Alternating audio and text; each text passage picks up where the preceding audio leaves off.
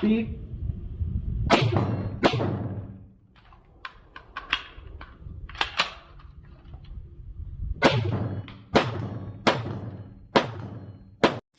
So, what does the SKS, ice hockey, and Tim Hortons share in common?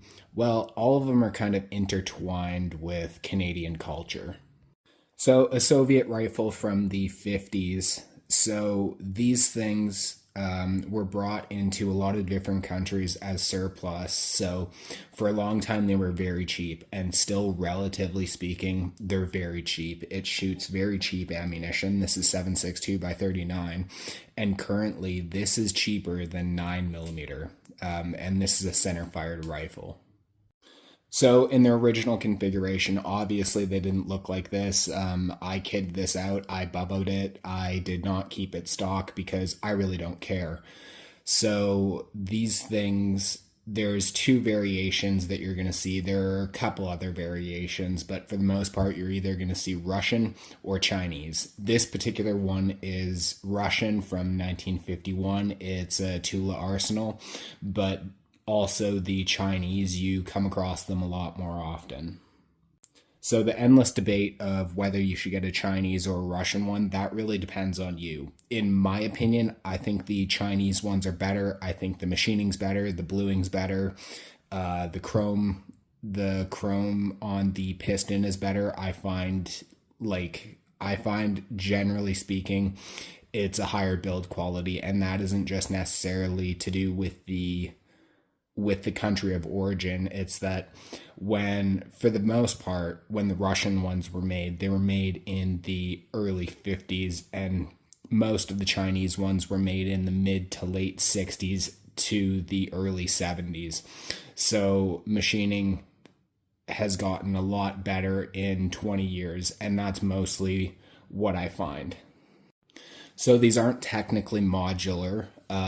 However, I find with the Chinese ones, I find the parts fit a lot better. I find the machining is a lot tighter. That's why I say that the Chinese ones are made a little bit more specific, made a little bit better. So if I was going to get one for collector value, since the Russian ones are seen as more collector wise, more valuable, I would get that. But if I was just going for the shooter, I would get something that's a little bit cheaper, that is a little bit higher quality on the build, and that's going to be the Chinese one. But ultimately, the price point really isn't that different, so the choice is ultimately up to you. So I don't have any hardline numbers on this, so just take everything what I say with kind of speculation, but I wouldn't be surprised if SKS's and 7.62 by 39 has dropped more game in Canada than a lever action 30-30. Now, call me crazy, but these things are so prolific. Everything, like every Canadian gun owner that you talk to, their first gun is going to either be a pump action shotgun or an SKS or a 22, and usually a Ruger 1022. So there are a lot of these things floating around the Canadian market, and especially in the Northern Hemisphere, these things are hunting rifles through and through.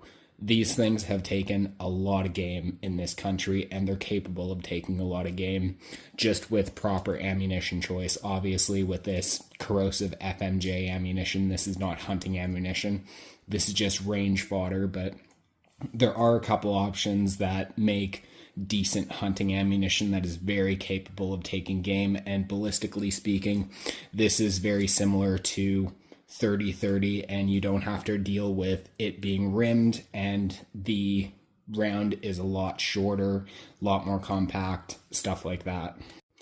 So with my particular SKS, I have a high cal conversion kit. So you can feed these things via stripper clips.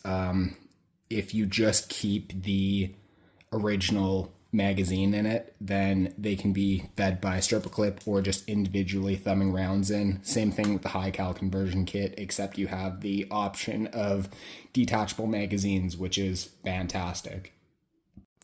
So this is definitely probably the most prolific rifle in Canada, and really that is well deserved. These things are pretty modular. There's a really heavy aftermarket for these, as you can see.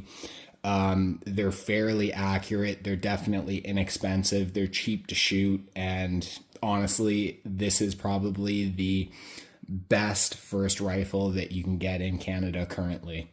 Anyway, hopefully you enjoyed my little mini review on the SKS. Thank you very much for watching and have a good one.